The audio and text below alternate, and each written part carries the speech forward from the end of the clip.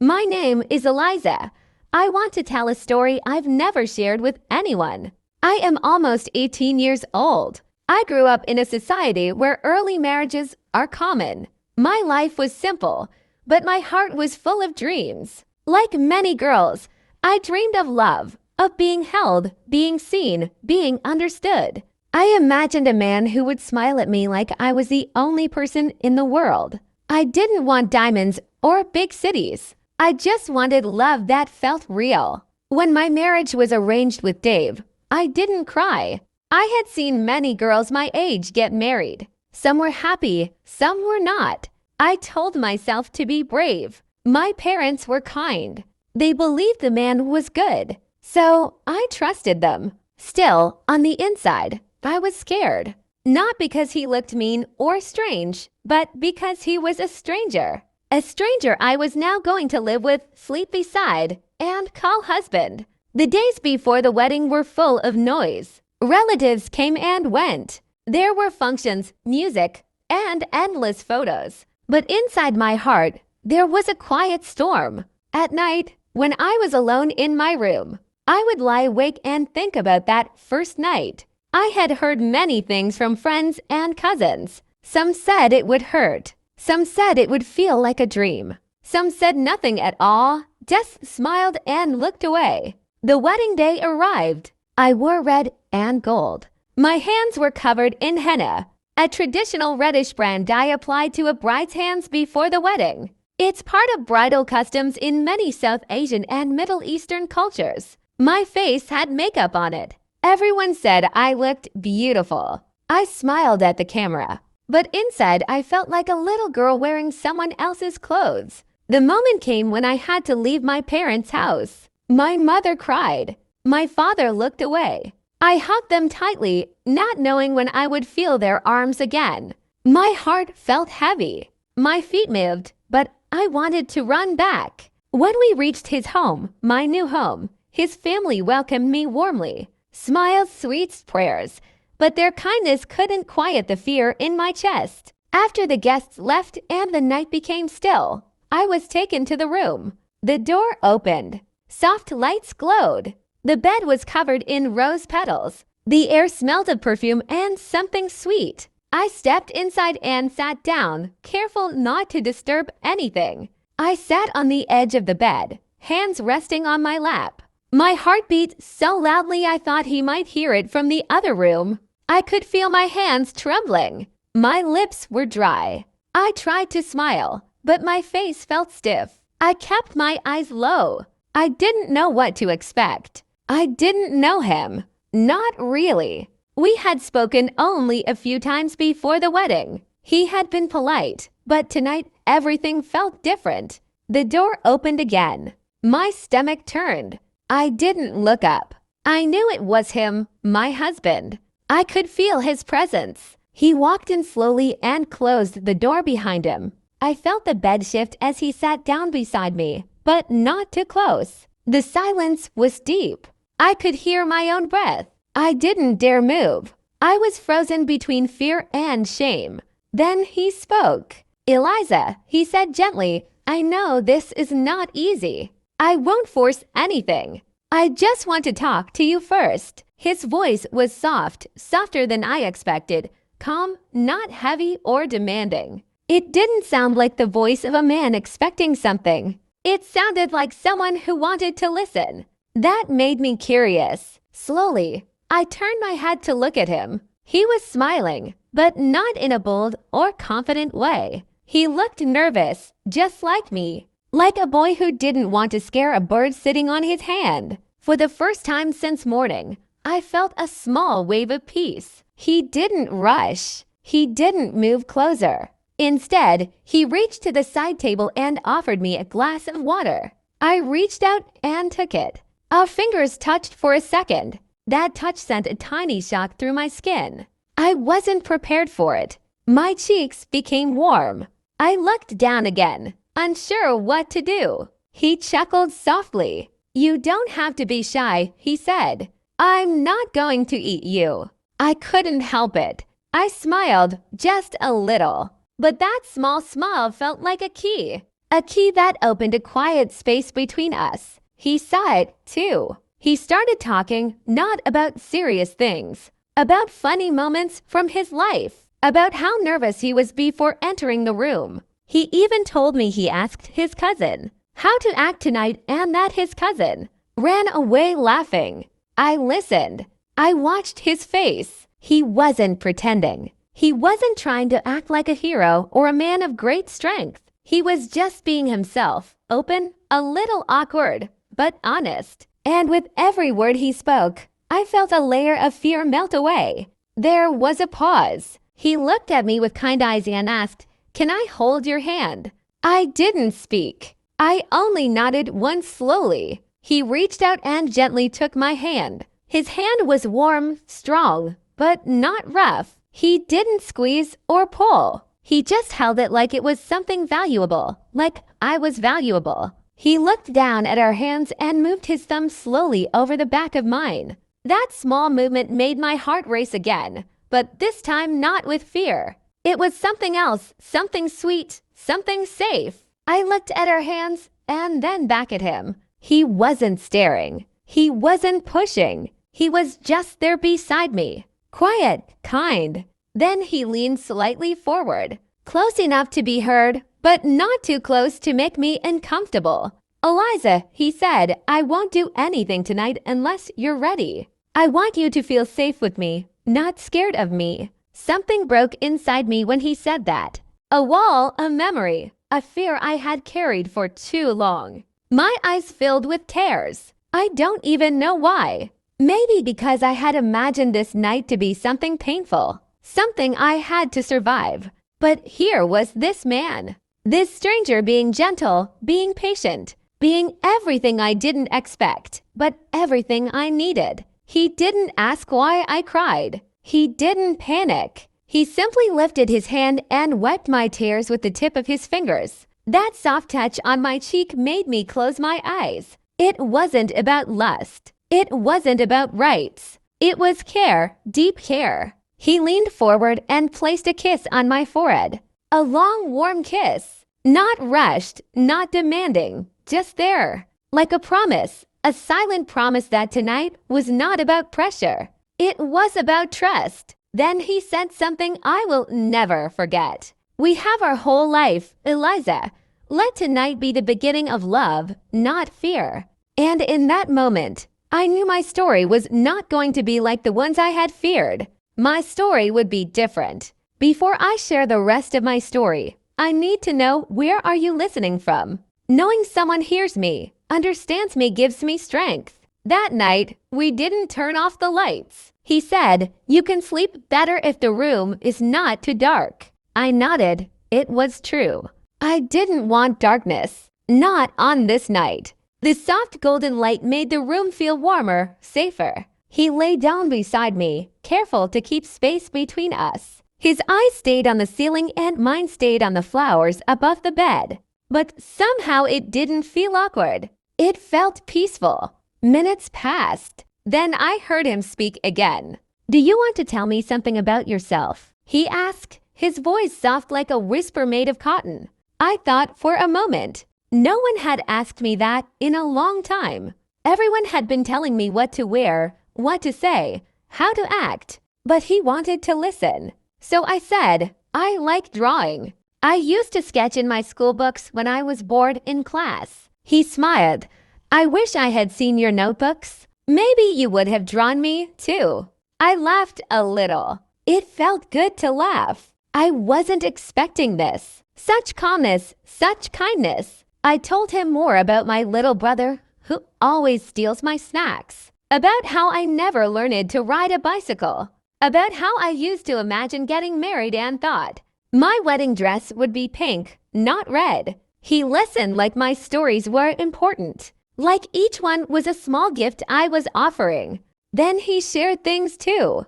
About how he once tried to cook noodles and set off the fire alarm. About how his mother still calls him my baby even though he's grown. He said, "I know I look serious, but inside I'm still scared of thunder." That made me smile again.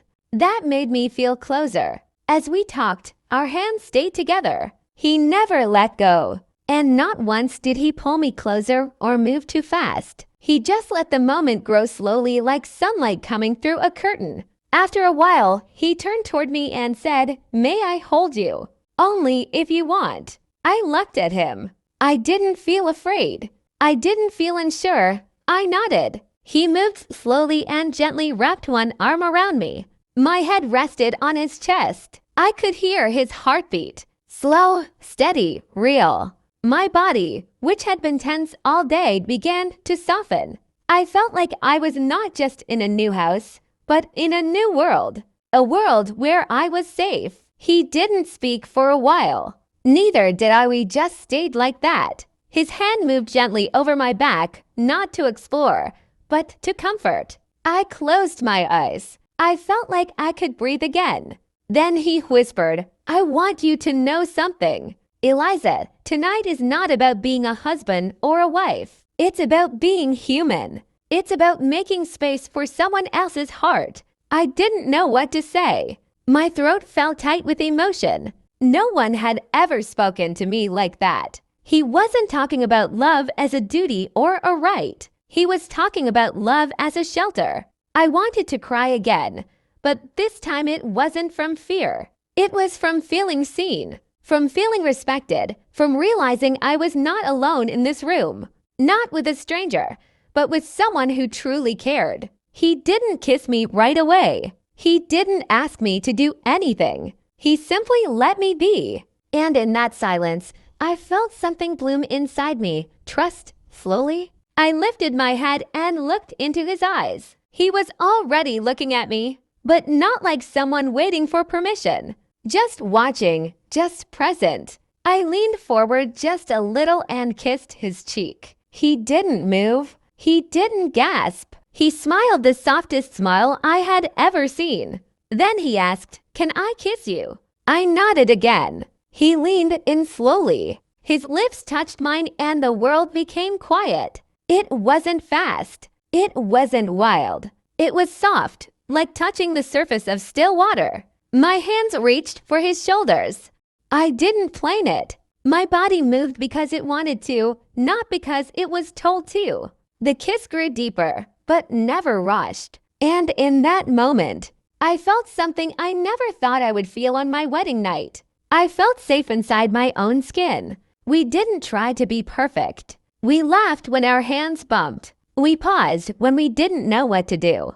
And that awkwardness, that beautiful human awkwardness, made everything feel more real. He kept asking, "Is this okay?" And I kept saying yes. Every time he asked, I felt more respected. Every time I said yes, I felt more in control of my own story. There were moments when we just held each other. Moments when we whispered silly things. Moments when we forgot the world outside that room. When we finally fell asleep, the sun had started to rise. My head was on his chest again, his hand on mine. I remember thinking, this is not what I was told it would be. It's better. Not because of what happened, but because of how it happened.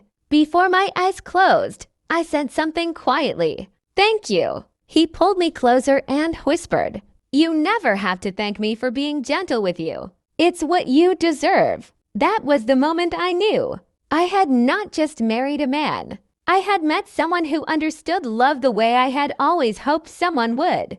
I woke up to the sound of birds outside the window. The morning light filled the room gently, like a warm hand on my face. I didn't open my eyes right away. I wanted to stay in that moment, safe, warm, held. His arm was still around me. His chest moved slowly with each breath. I could hear his heartbeat again, steady like the night before. I stayed like that for a few more minutes. For the first time in many weeks, my body was not stiff with worrying. I felt peace. When I finally looked up, he was awake. His eyes were already open, watching me with a soft smile. "Good morning," he said. "Good morning," I whispered back. There was no rush to get up, no pressure to talk. He just brushed a small piece of hair from my face and said, "You looked peaceful in your sleep." I smiled a little shy again, but this time the shyness felt sweet, not scary. We talked for a while about nothing and everything. He told me about the tea his mother makes with too much sugar. I told him how I always lose one sock from every pair. We laughed about small things and each laugh made the space between us feel lighter. Later he said, "Can I ask you something?" I nodded last night. "Did you feel safe with me?" I looked at him. He didn't ask if he made me happy. He didn't ask if he was good. He asked if I felt safe. That one question told me everything about him. I answered, yes, I felt safer than I ever thought I could. His eyes softened. He leaned forward and kissed my forehead again. "That's all I wanted," he said. The rest of that morning passed slowly. We got up together. He offered to help me find where everything was in the new house. He showed me the drawers, the towels, the light switches. And he didn't leave me alone for a second unless I asked for it. When I met his mother in the kitchen, she smiled warmly. She said, "How was the first night, Beta?" I felt my cheeks turn red. I smiled and said it was kind. She didn't ask more. Maybe she knew the answer already. Sometimes kindness shows in the way you walk in the morning, in the peace on your face. Days turned into weeks. We got to know each other slowly. He never stopped being gentle. He still asked me how I was feeling, if I needed space, if I wanted to talk. And I asked too. I wanted to know his fears, his thoughts, his dreams. One night, about a month after our wedding, I asked him something I had kept inside. "Were you scared that night, too?" He looked surprised, then smiled. "Terrified," he said. "I didn't know how to touch you without hurting you. I didn't know if you would hate me, but I wanted you to feel safe first. That was more important than anything else." I felt tears rise again.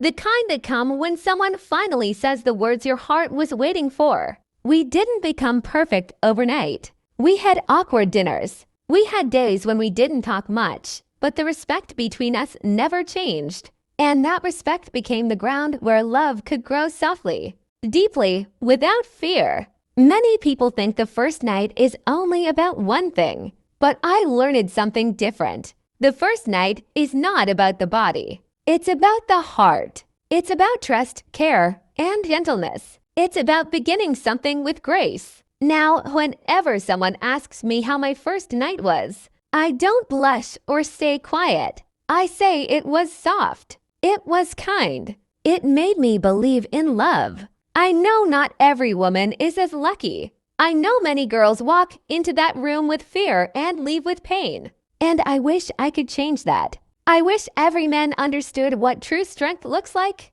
It's not in how fast you move. It's in how gently you wait. To every girl who is scared about her first night, I want you to know this. It is your night too. You don't owe your body to anyone. Your heart matters. Your fear matters. And the right man will see that. The right man will wait. And to every man, be the reason she feels safe, not silent. Be the reason she feels love, not fear. Because that is where true love begins, not with touch, but with understanding.